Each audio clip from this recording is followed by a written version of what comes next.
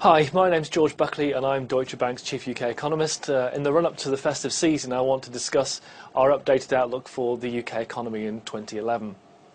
The economies continue to recover well, with growth in the second and third quarters of 2010 particularly strong, around 4% annualised on average. However, there are some questions about the sustainability of the recovery going forward.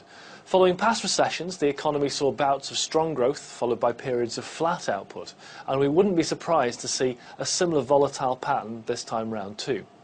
Forecasts for growth vary substantially, from the Bank of England's central view at the top end, around 2.5% next year and 3% in 2012 and 2013, to the OECD and consensus forecast towards the bottom. As a result, and also because of the different ways of estimation, the range of views on the output gap is similarly large. For 2010, the range is somewhere between 2.7% and 5% below zero. An uncertain degree of spare capacity makes forecasting inflation exceptionally tricky, and overestimates of the negative output gap may be one reason that inflation has proved more sticky than generally forecast. Inflation has started nudging upwards over recent months and could continue to do so as food and energy prices add to the upward pressure. Thereafter, we see inflation easing gradually in the second half of 2011, before falling more sharply in 2012. We see inflation falling to 1.5% by the middle of 2012. The Governor of the Bank of England has now written 9 times to the Chancellor to explain overshoots in inflation since the first half of 2007, and one risk of these continued upside surprises is that credibility is questioned and inflation expectations rise. While most measures of inflation expectations have provided little cause for concern, one in particular is worth mentioning, and that's the one which surveys professional forecasters who now see inflation rising to 2.7% between 6 to 10 years ahead, and that number was just 2% 3 years ago. Above target inflation and higher inflation expectations alongside strong nominal GDP growth and employment growth have led Andrew Sentance, one of the Bank of England's 9-strong Monetary Policy Committee, to vote for higher rates since the middle of this year. However, this is balanced by another member, Adam Posen, voting for additional quantitative easing. One of our favourite measures of economic activity, the PMI survey, suggests that the Bank of England doesn't need to move policy in either direction right now. We believe that the economic data will finally break out on the upside over the coming months, a view supported by our work on the credit impulse, which in turn will lead to the beginning of a gradual tightening in bank rate.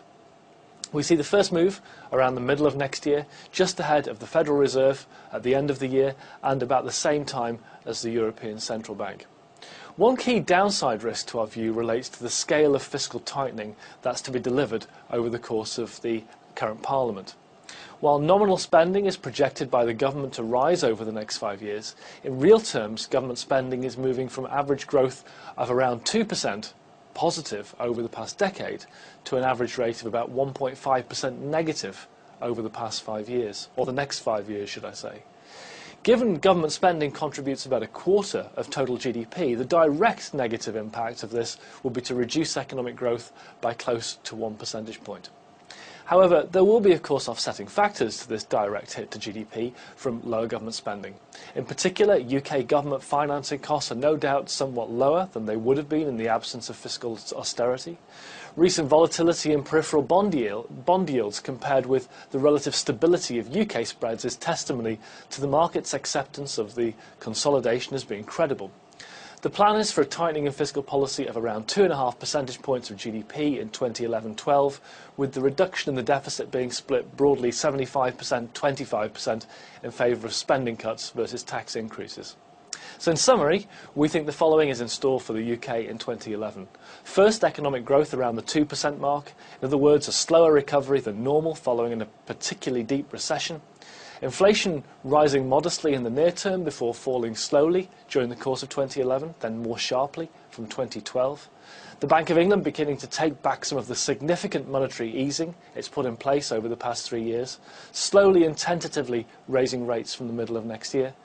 And the cuts in government spending taking their toll on growth, but with other policies such as exceptionally loose monetary policy and a weak currency, offsetting this to ensure that a double dip does not occur.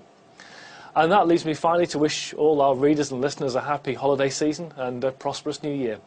My name is George Buckley, Chief UK Economist at Deutsche Bank. Thank you very much for listening.